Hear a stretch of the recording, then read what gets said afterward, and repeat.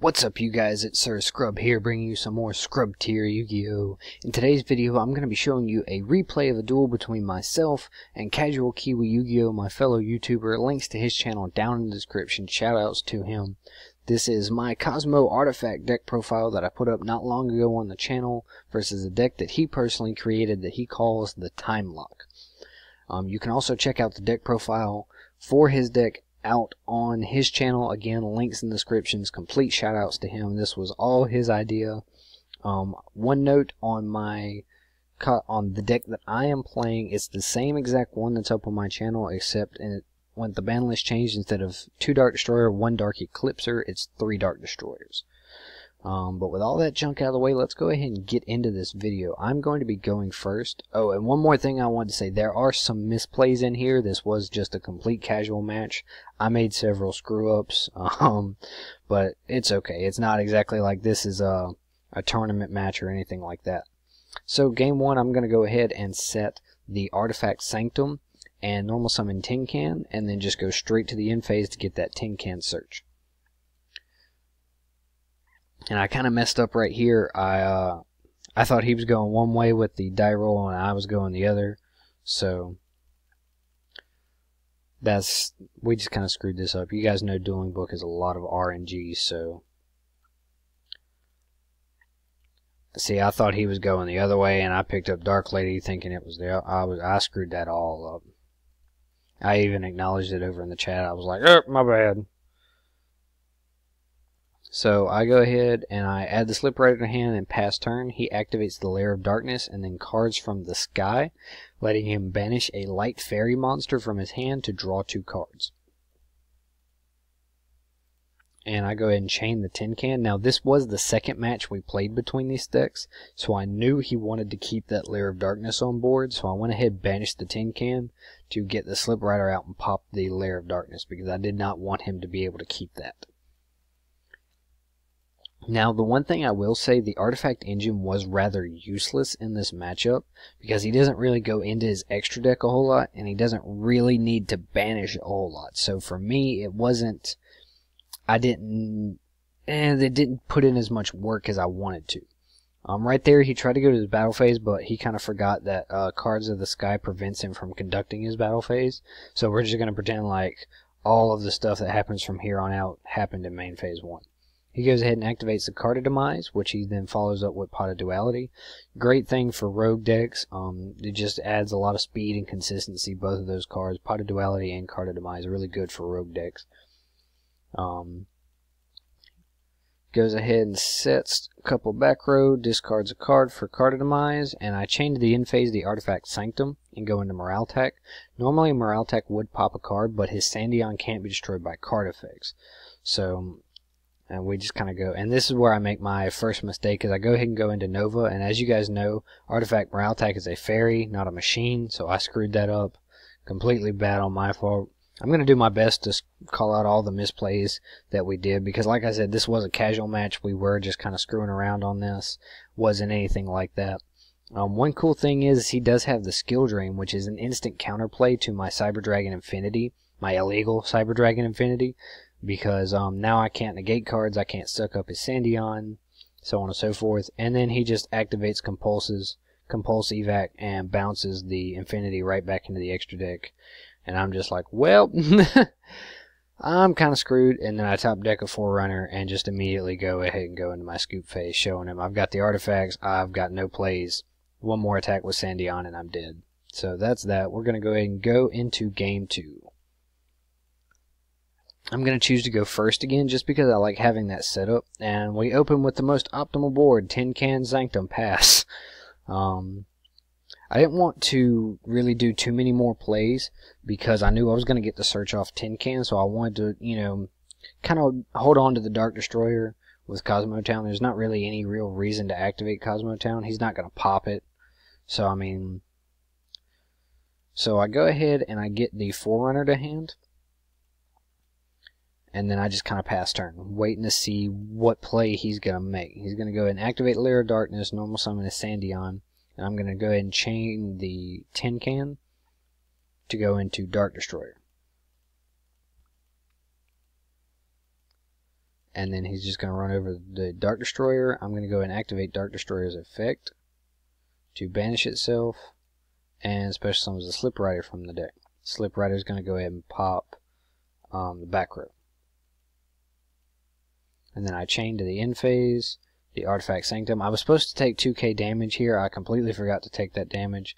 And then I made the same screw up that I made earlier, going into Nova and Infinity when I shouldn't have been able to. I completely forgot to stop and read Infinity's effect, or summoning conditions. So he activates the Metaverse to get him his Lair of Darkness back. And then with how turn player priority works, I didn't have a response, so he chained his Shadow Imprisoning Mirror to the Metaverse, basically giving him a skill drink on board, because Lair of Darkness turns everything into a dark, and then Shadow Imprisoning Mirror negates all dark monsters' effect, which is a pretty cool little lockout combo that I thought was really, really interesting. So I'm sitting here, I'm thinking I'm going to have to do something with the Monster Reborn. I don't know what I'm going to do. So I'm going to go ahead and activate the Cosmo Town, get the Tin Can back to hand, use Town's effect to shuffle the Tin Can back into the deck. I forgot to take the damage. Oh, there it is. I took the damage a little later. I top deck into a Cyber Dragon, and I'm like, ugh, because I sided in 3 Cyber Dragons just to help out. Free special summons, free Xyz material. And then I go ahead and chain to the standby phase of the Cosmojo, popping the Dark Lady, and to get rid of the Shadow Imprisoning Mirror, so that way during his standby phase the Sandion will shuffle itself back into the deck. But he actually then activates Forbidden Chalice, since it's a quick play spell card, to negate Sandion's effect, so that way he can continue to have it on board. And then he just runs over my Cyber Dragon Infinity, and I'm like, ugh, I can't out this huge monster. So I go ahead and use Cosmo Town's effect to put the Forerunner back in the deck, try and draw a card. I top deck into an Artifact Sanctum, go ahead and special summons the Cyber Dragon, and then pass turn. Now what he's trying to do is he's hoping to top deck Forbidden Chalice right here, so we can do the same play he did last turn. But fortunately for me, he does not. Thank God. And then I chain to his end phase the Artifact Sanctum, get the Morale Tack, which then pops the Lair of Darkness, just in case he tried to set that lock back up on me. And then I believe I use the Town to add Dark Destroyer back to hand, take my damage, and then use Town's effect to shuffle the Forerunner back into the deck. And I top deck into a Strawman, and I'm so close to the OTK here, it is not even funny. Oh, it pissed me off. If he'd have made a comeback right here, I'd have been so angry. Because Strawman tags out into Dark Destroyer, and it's just, he leaves him on 300 life points, and I was so mad. So main phase 2, I go ahead and overlay into Durindal, just in case he wants to do something, I can get it to where he'll blow up my Cosmo Town and give me a search. But he actually does something kind of hilarious. He sets one and then goes Lava Golem and tributes off both of my monsters, which I thought was absolutely hilarious. But I'm sitting over here. At this point, I'm like, okay, I have no clue what he's about to play. I better make plays just to make sure, in case he doesn't, like, throw out, I don't know, Magic Cylinder or something, because at this point, I'm completely been thrown for a loop. So I set the Scapegoat, use the Cosmo Town, add Strawman back to hand, and go ahead and swing with the Lava Golem. I'm hoping he doesn't play some kind of crazy battle trap, and it works. It goes through for game, so we're going to go ahead and go into Game 3. And we're just kind of letting each other know what we've got. Side decking, and then he's going to choose to go first, Game 3. So I'm like, alright, let's see what we got.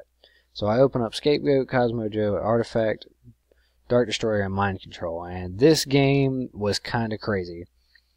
So he goes ahead, he activates Dark Snake Syndrome, which for those of you that don't know, burns both of us for 200 during his standby phase, and then each one of the following standby phases, it doubles. So like on his next standby phase, it'll be 200, and then 400, and so on and so forth. Goes and activates Demise, draws 3 cards, Duality. He demised into Duality quite a few times, which I thought was kind of cool. He sets one and then discards his 2 off of Demise and passes turn. So I'm just going to go and activate Cosmo Town, hoping to God. Nope. Draw into a Forerunner. So this is where it kind of gets interesting. He activates Rivalry of Warlords, which everybody knows, and then there can only be one, making it to where you can only control one monster of a certain type. So basically it limits it. Basically those two cards limit it to where you can only have one monster on the field, which I thought was a pretty interesting little lock. And then he just kind of passes turn. I'm like, well, Cosmo Town, shuffle it back. Nope, still drawing monsters I can't play. And at this point, I'm starting to get a little upset. And then he reestablishes the pseudo skill drain that he did in the last game. And it kind of goes into a grind because neither one of us can really get a monster. But I top deck a Monster Reborn and steal his Jellin Duo out of the graveyard. And now it's Jellin Duo beatdown. I'm just straight up boop, boop, boop, boop. And it's just, this is really it. This is how the rest of the duel turns out. But what he told me later on is that the ultimate win con of the deck is to establish this board right here. With these two, it limits your opponent to only one monster, no monster effects, and it keeps the Syndion from being able to go away, so he's constantly beating you down with that 4K beater while Dark Snake Syndrome burns you, which I thought was really, really interesting. It's not something that you kind of see much, but at this point, it's already over with. I use the Mind Control, snatch the Syndion, and then there can only be one kicks in, and I kill it, it kills itself, and then Jellin Duo for game.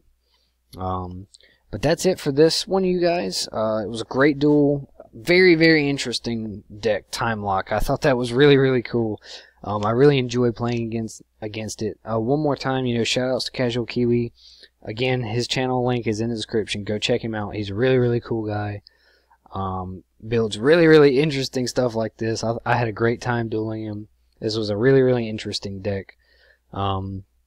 But that's all I got for this one, you guys. Let me know what you think down in the comment section below. Please leave a like and subscribe if you haven't already. And feel free to share this video with a friend. But most importantly, don't forget, be a scrub.